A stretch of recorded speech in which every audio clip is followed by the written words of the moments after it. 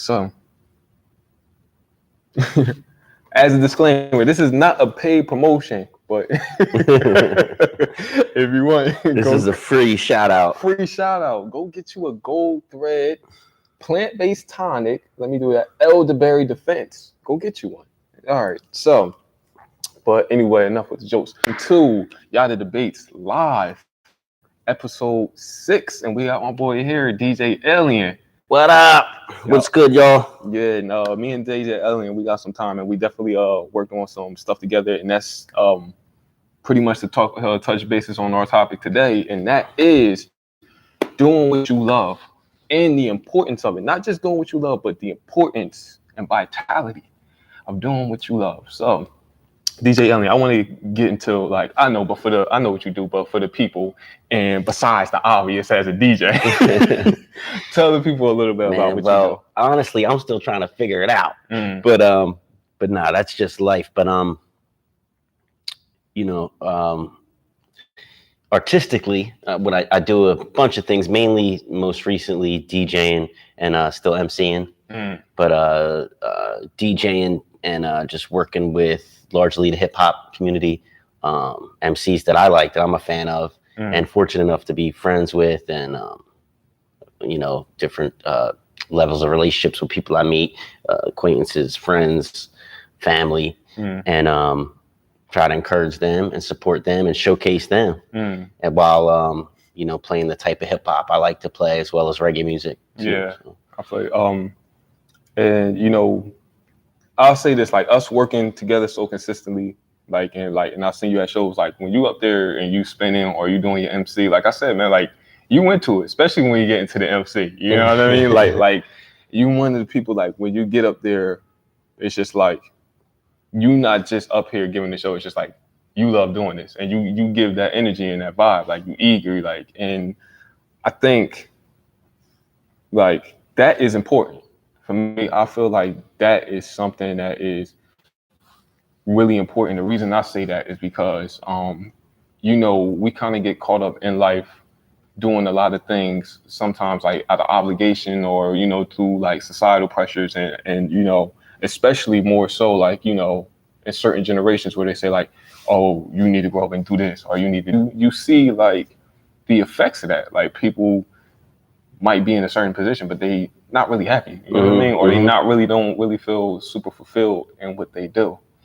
So I think it's important to always hold on to something like that is kind of in a sense yours. Like, you know what I mean? Even as selfish as that sounds, it's just like, no, there's the necessity of having to make bread to take care of yourself, your family, and the obligations you have. But then, there's a mental aspect of that can really take a toll on you, more so I think if it's not something you love, like you're saying. So it's a blessing to be able to do something you love. Now 9 to 5, let's just say I'm transitioning. We'll do an update on that maybe in a couple months, but I have been in a 9 to 5 role for a long time, but we are transitioning from that. So but that's not easy. I mean, I believe you do have to, handle whatever obligations you have, responsibilities.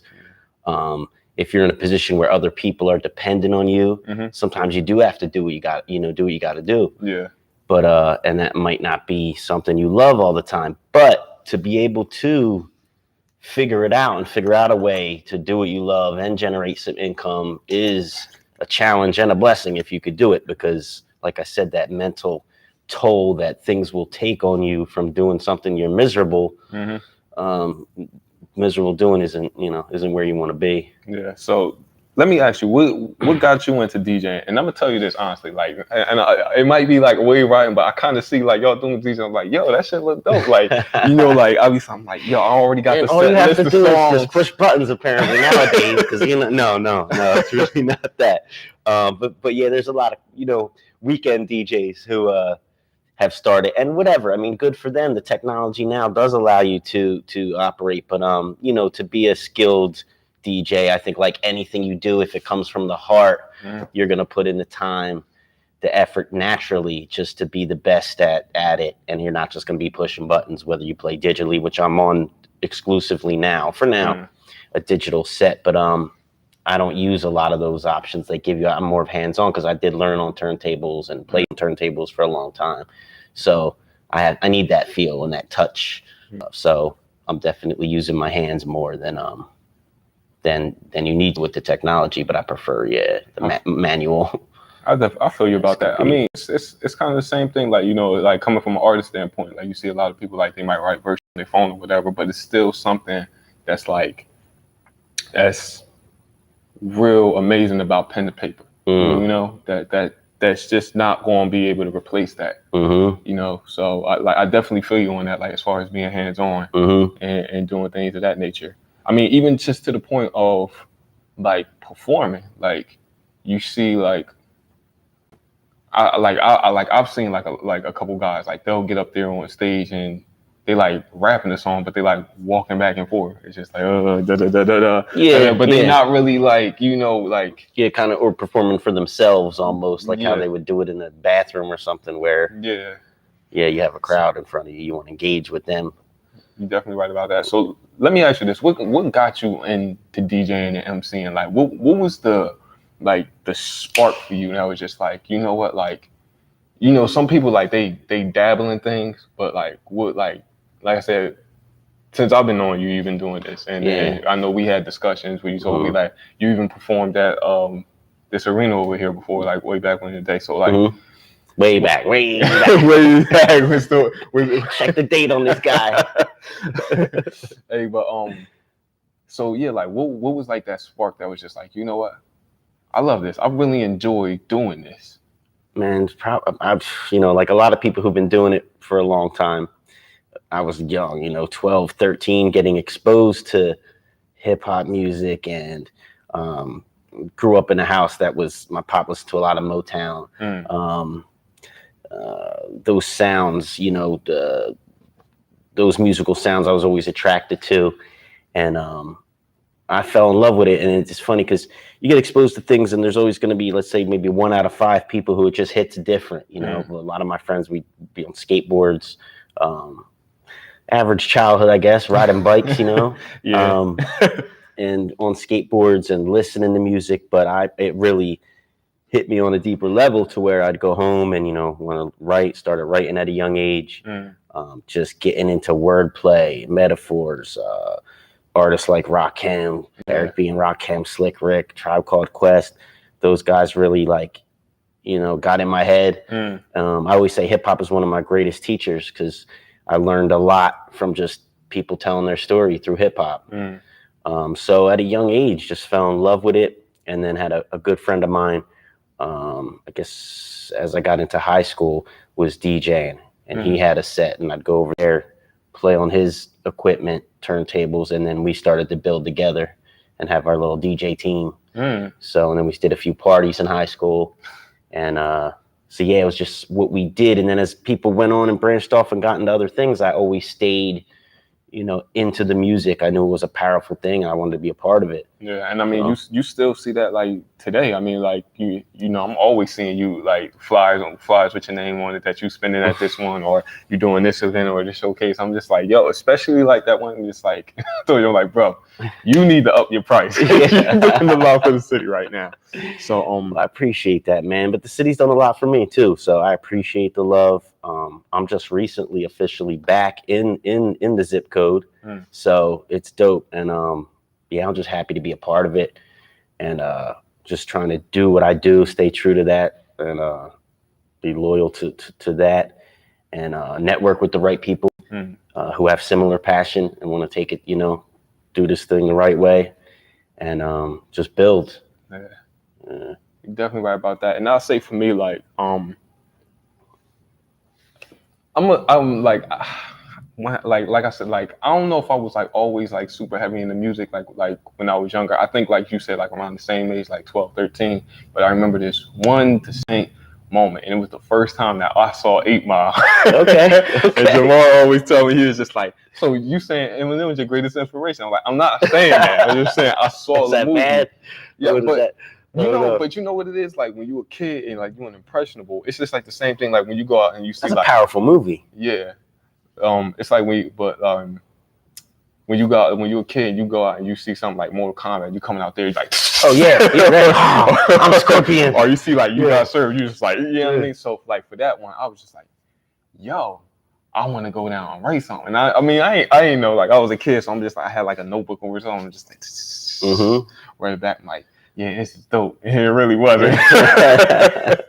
But I'll say later on, like I transition, like I was still like in a, like growing up, like when I was younger, it was still like the analog, and it was going into the digital age. So I seen like my parents spinning records, like, but I was real young, like, I was like 3, 4, and then I'm starting to see like cassettes, like listening to cassettes, seeing tapes pop, putting the tape recorder by the radio, so you can listen to the same song. So, but then I also grew up like more so in like the CD and digital era, and I guess so. I get like the best of it. So like when you were saying like Rakim and all, like I was more so like the Nas's and the Jay-Z's and DMX and Locks and all of that, and that's was like my earliest exposure. But I will tell you this, I will really expose myself on this one. The first, I guess you could call like quote unquote rap song that I actually remember was a Limp Bizkit song. Okay, hey, I'm not even gonna lie to you right now. That's Limp what was on. Bizkit. Right. So, and like earlier when I was young, I was like real into like punk rock and stuff like that, and like it was like a mix of both. Like I was listening to like punk rock, but I also listened to like Nas and Jay-Z and Styles P and all of that. So, but when I got older, and it was more so like the internet, like chat rooms was popular. And they had like the forums where people would do like rap battles or type rap lyrics and stuff like that. And even before I started recording, like that was something that kind of like caught my interest or something like that. Like I would see like people like doing like text battles or whatever, and they would like, so I was just like, I'm like, yo, when you read what he's saying, I'm like, yo, that's kind of dope, because I still kind of like understood metaphors, because like, again, growing up on like this is around the time like Cassidy and Lil Wayne was out, and I was like a hardcore fan of the freestyle Cassidy, like like a hardcore fan. I'm like downloading every freestyle off LimeWire. Wow. And I'm thinking like, yo, I gotta think of some clever shit, like and like from there, like really transitioned, and I wanted to like start like, well, I want to like record something. I want to see how it sound. And I remember we had remember that game Rock Band? Oh yeah, yeah. I had Rock Band, and I took the microphone from there. And this is where still I mean was up. It was like I mean was up, and I took something, had like the little Audacity recorder, and I ripped one of the beats. I think it was Can I Live? Okay. And we did something off of that. But that's all it takes, man. So, and I don't know, like for a while, like this is like from like a span of years, like late middle school to like college, like just like doing text battles or writing stuff and things like that. And then this was like when I was exposed to the ganja. So sparking up and just like really tapping into my creativity. You know what I mean? And that was like a real spark for me. But doing it so consistently at that time was like really just like something I was doing, like, oh yeah, this is fun, like it's cool, like I'm writing like little lyrics or whatever. But I had always loved it, even like to this day. So yeah, and I always appreciated your talents too, man. I know anything I've heard you do, I know it, it's good. I like to see you continue to do that. But I see you're a man of different skills. We got TV, host, production, music, comedy, acting. I've seen things you've done, so it's dope. Yeah, and that's the thing. Like, and the music is still real important to me. But I see now, like, one thing that I noticed more so about like myself and creativity is just like I'm looking more like, I guess I'm trying to like do something different for myself. Like, you know what I mean? Like every time I like approach like a project or something, like I don't want it to sound like the previous project. And I remember this was something that I was struggling with last year, was like really putting pieces of work together that I liked. Like I would read it back and listen to them, just like, all right, yeah, it's good, but it's not like, it wasn't anything that I felt like that was like super different for me, Okay. and that's when it was like a span. I'm not even gonna like bullshit you. It was like 2 weeks where it's just like I had got like 6, 7 songs. I was just like that. I was really like I was on them. I was just like, but they was different. It wasn't just like verse hook, verse hook, verse hook, or whatever. It wasn't like formatted like that. Some of them was just like straight through, and it was different, but I liked it. Yeah, so, I really think I took that time away to like really rediscover myself because I started seeing like I felt like I was saying the same things. So I kind of like took some time, but I'm still writing. And speaking of which, I'm definitely like thinking of hitting the studio today. Oh, okay. Not today, That's my bad. up. Not today, but right in the near future. So okay, that's what's up, man. Yeah, I know what you mean. You want to keep it like you want to always expand your creativity, tap into other sides of yourself sometimes, and not stick to that format everybody thinks they have to write. I have a conversation a lot with different MCs and artists about that format. It doesn't have to be 16 bars in a hook. Everything is so polished and programmed. Yeah. Where's the art? You know, you might want to spit 62 bars straight and then have a bridge and the song's over. You might want to have shorter verses and longer choruses. But I mean, if it's people are going to identify with it if it's real, it sounds good, and it hits them on that frequency. It's whether no matter the format, really. Yeah. You know. You're right, and the thing is, like, you always like your biggest critic.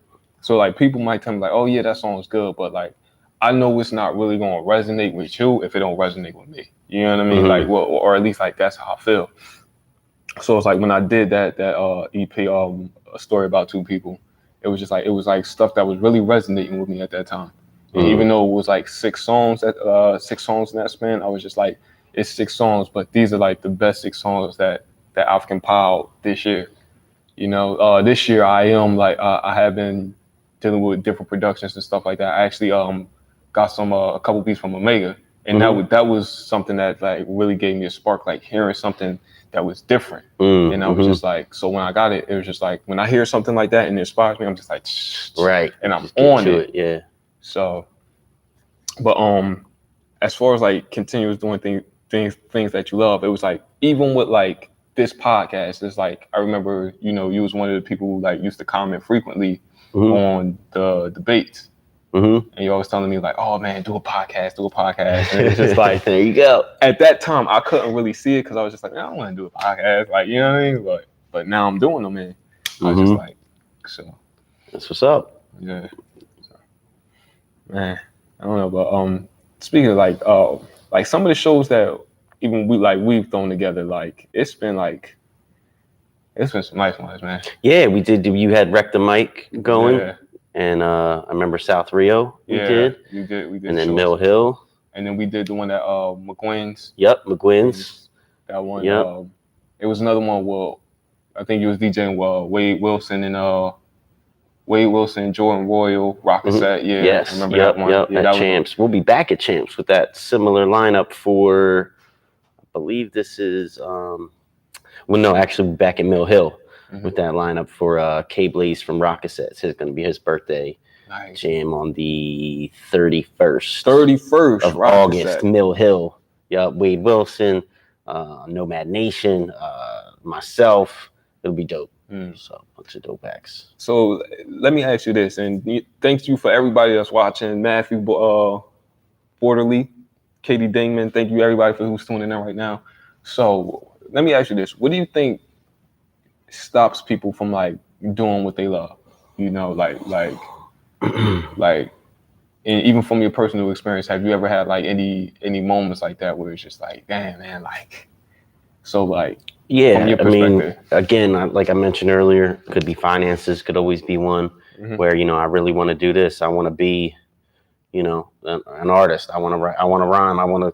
But if you have responsibilities, that could be overwhelm you and you know, but I was just making this comment today to someone about, you know, people who write redemption stories, triumph stories, the stories aren't usually, hey, I wanted to do this, I woke up, and there it was. No, it's I slept for 4 hours, I only got 4 hours of sleep for 3 years. I worked 4 jobs, and I it's these stories of that perseverance and trying and relentless pursuit of your dreams, you know? So if you don't have that, you're unlikely to make it. We're not in the days where I heard somebody put it sometime like Richard Geffen, I guess his name.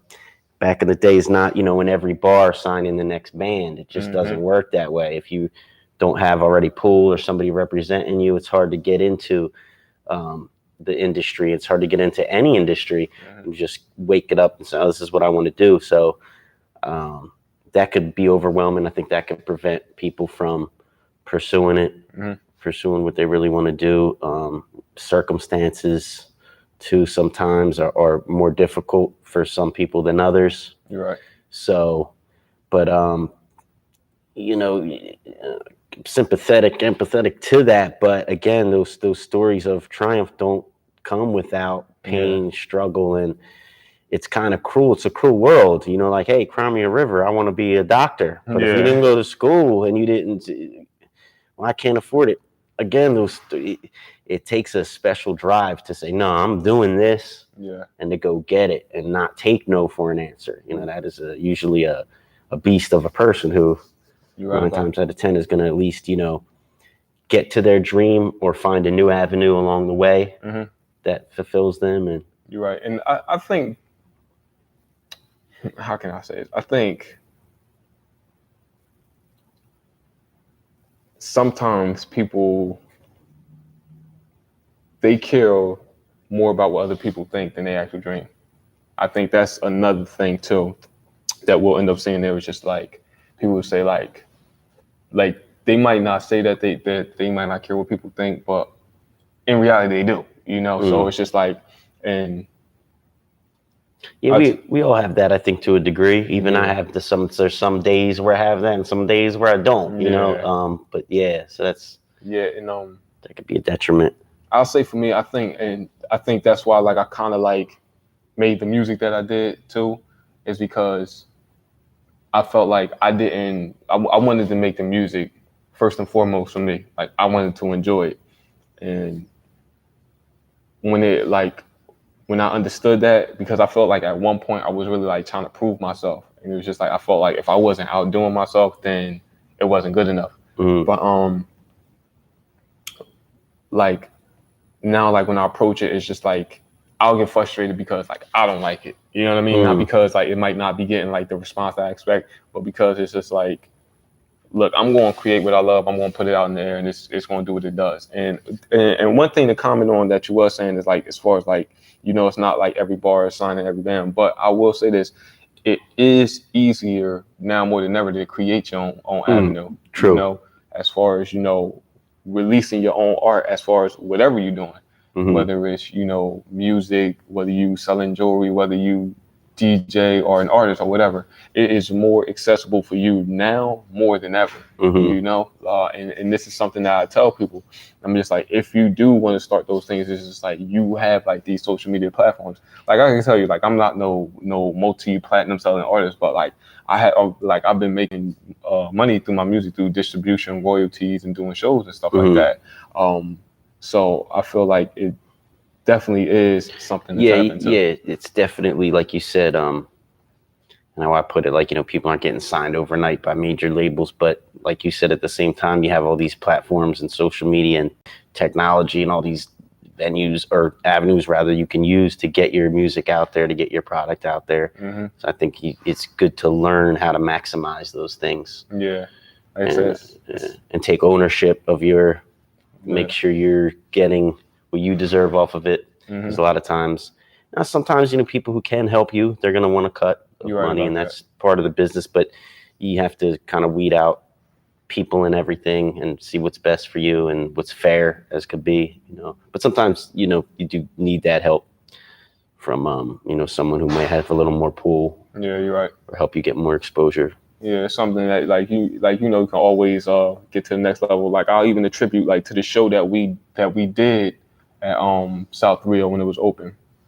Like Joanna's at the time when she was working there, she really helped me get that one together, because as far as like getting that set up, they was talking to me like about like a $1,200 deposit, and I was just like it wasn't happening. But she definitely made that move for me, and I appreciate her forever for that. Joanne, if you're watching that, and she said, "Look, you just pay security, and we can do it." So it's like you said, definitely making those connections and making those moves, and I tell people when you doing anything like that, I'm like, the first step that you got to do is you got to ask. I'm like, that's the biggest thing. Yeah, I think that deters some people from the jump. Like they just don't have that. You got to, not that you have to literally beat down doors, but figuratively you do. You know, you're right, because I tell people if you don't have it already and you don't ask for it, then you're never gonna get it. You know, it's just not gonna happen. I was like telling people, even when I mean, you did the last show on the tour, because I had somebody did the last show on the tour, but I was telling somebody that I had to contact like 30 something venues, or 30, 45 venues just to get 9 shows lined up. You know what I mean? So that's a lot of no's, and that's a lot of pricing and stuff that I had to look at and like really manage and see what worked for me. That's like cutting back a lot. Like I remember I was cool with this DJ C Dub. Shout out to you. And she can attest to this. I was eating funfetti pancakes.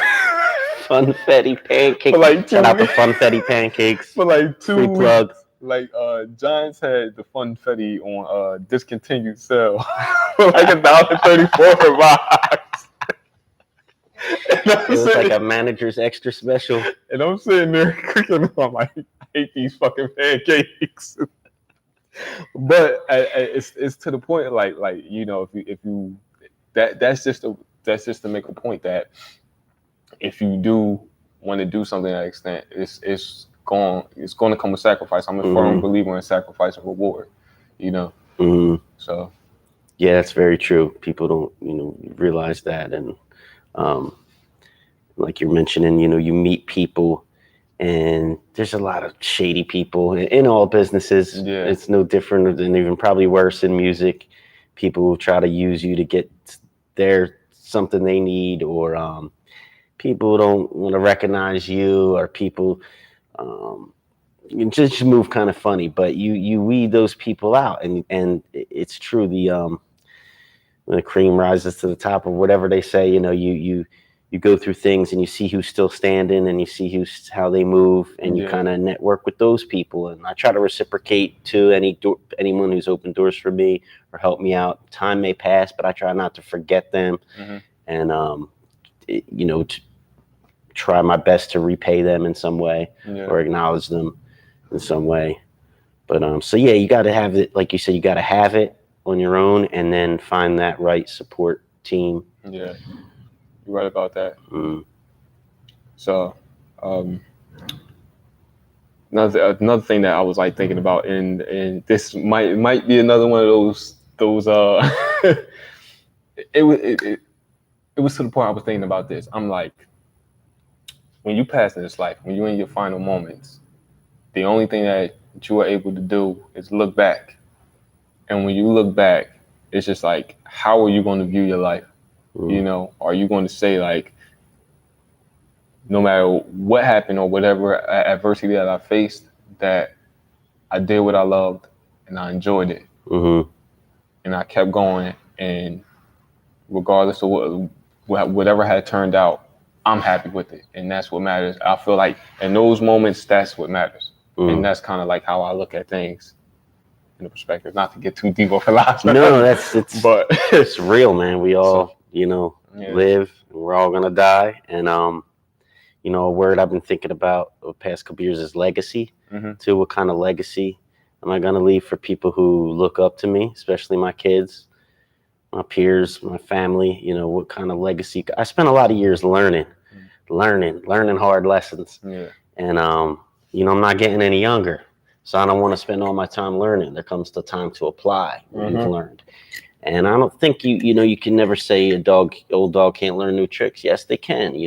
But it's discipline, and it's applying those things. And I think kind of that's where I'm at the past year or so, and moving forward is still learning, always going to be learning, but trying to apply those things that I've learned. Yeah, that's the important thing. Mhm. You know, it's one thing to know something, but it's another thing to be wise about it. And you only That's gain wisdom, right? through experience. Mm. Oh, thanks to who is this? Kamani, are you guys at work? No, we're not at work. We doing the podcast right now. They said she loves this talk. But thank you so much for tuning in. We really do appreciate it. Like I can even attest, to my family. You know, my mom and my uncle, they out there. I don't know if you've seen them right there when you're coming off Route 1, coming on the 29, the tents that sell hats. Yes. Oh yeah. That's Okay. that's my family and stuff. So they out there faithfully, and they out there regardless of how much money that they make that day or whatever the situation may be. No matter how hot it is, they out there because they enjoying what they doing. You know, my family, like they older, but they still doing it, and they've been doing it for years. You know, Wow. like what is it, 6-7 years now? Because we've been doing this since we've been up. I know you've been vending, but high school. I don't know if you can hear off camera. Yeah, so like just like continuing to do that. Yeah, so like. So it's just like like she said, she's 54 now, and they still out there, selling hats, getting cash in hand, and it's again because they love doing it. Like none of them have to be out there, Right. Especially in this damn heat. Yeah, today too. That humidity spiked, man. But again, like the only thing that'll stop them is the rain. But still to the point of like saying, this is what I want to do because I want to do it. I feel like that's important because that's what you have to yourself. And at times you do gotta be a little bit selfish, especially when it comes out to that. Especially when it comes to your own happiness and your own feeling of success. I think that's another thing that deters people. They have this expectation of what success is, but it's somebody else's success. Right. And it's not really their own. Yeah, it's not really internalized. So they say if it's not that, then it's not success. Right. Right. And that's just gonna mess them up because you have to be happy in your own pursuit. Yeah. I mean, because you might, what your idea of success, if you don't have it right, may not be true. You could be trying to achieve some goal and get there and still not be fulfilled. Like, well, then what was I really looking for? So I think you have to really be in tune with that and why you're doing things too. Yeah. Because in a way, that's success in and of itself, doing what you love and knowing why. Yeah, and I think that's the strongest success of it is just because you love doing it. You do this because you legitimately enjoy it. And I remember I had made a post. You had commented on something about this, and I said I don't practice on my shows. And the reason I scold you for that. He was like, "Oh, come on!" He was like, "Come on, man! Like, what? Like, are you serious?" But I was saying that to the point where it's just like I get up there and I perform that because that's what I like doing. Like I'm like I'm up there for the crowd, but when I'm performing and I'm doing that because I'm having fun. Like you see me, I'm all over. Like I'm doing all of that because I'm having fun, and I might like stumble on a lyric or something like that. But for me, like it doesn't matter because I'm up there and I'm enjoying myself, and you see like that resonates. Like people are enjoying themselves because I'm having a good time, so they having a good time. It's the same thing when you MCing. Like, you know what I mean? I'm just like. I'm like, yo, he's ripping it. Huh? Yeah, we don't got a beat on right now on the live, but maybe we'll do that. Yatta live ciphers one day. There we go. Oh, snap. Yeah, I'm for that.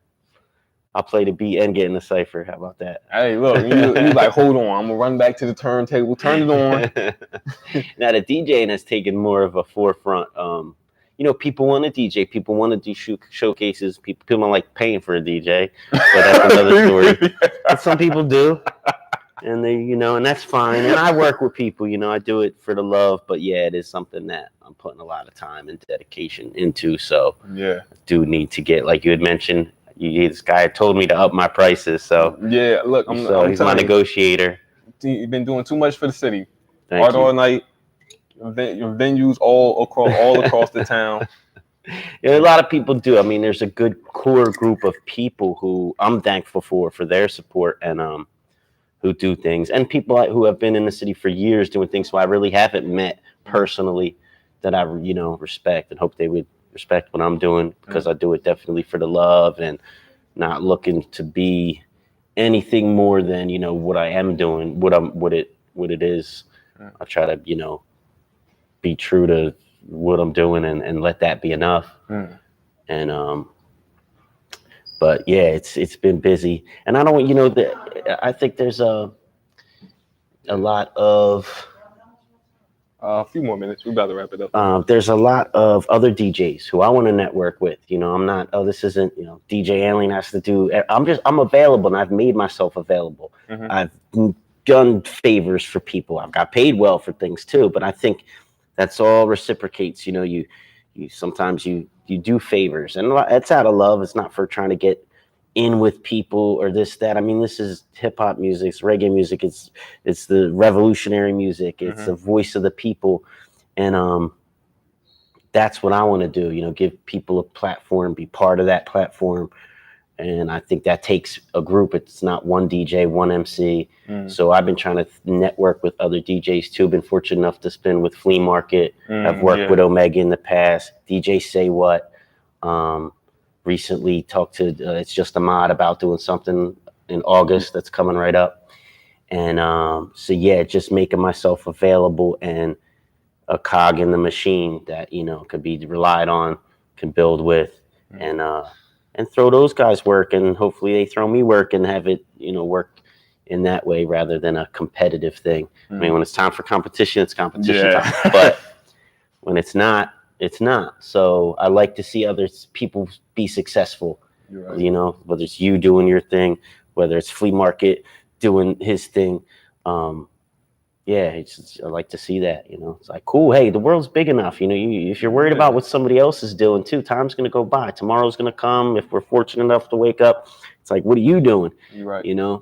If you're worried about what someone else is doing, you're not going to get your stuff done. So just focus on you. Let the cards fall where they might.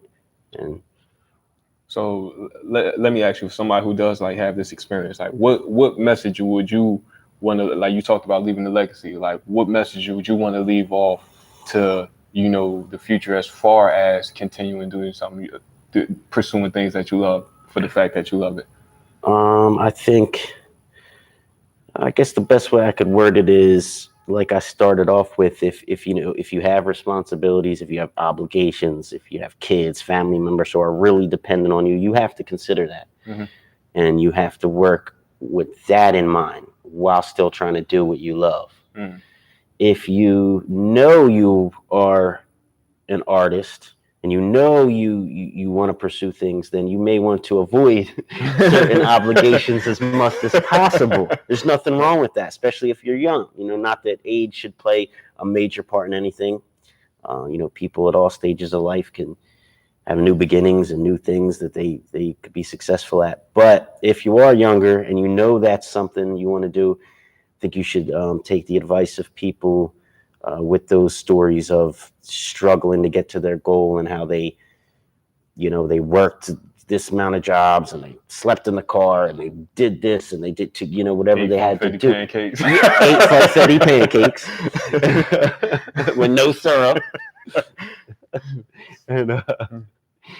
And go for it, and without being too much of a burden on others. Not that it's a lot of people have good families or friends or support groups, and that's good. A lot of people unfortunately don't the same way, but you want to, as long as you're not stepping on anybody's toes and you're humble and dedicated and disciplined, I think you got to go for it,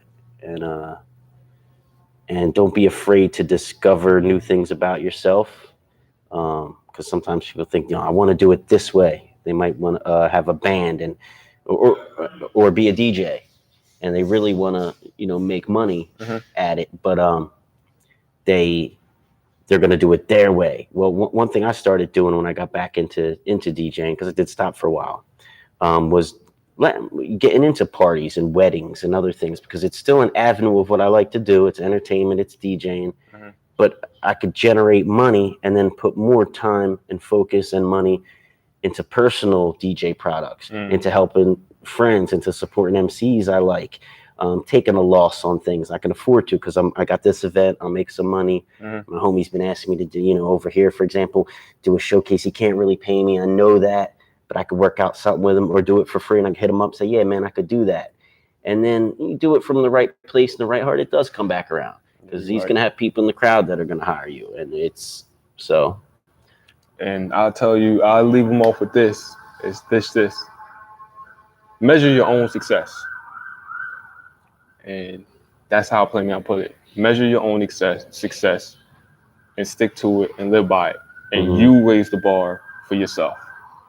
So, but, man, Alien, this was a good talk, like always. Always a pleasure, my man. Yo, like I said, Elderberry sponsor. So Sponsor.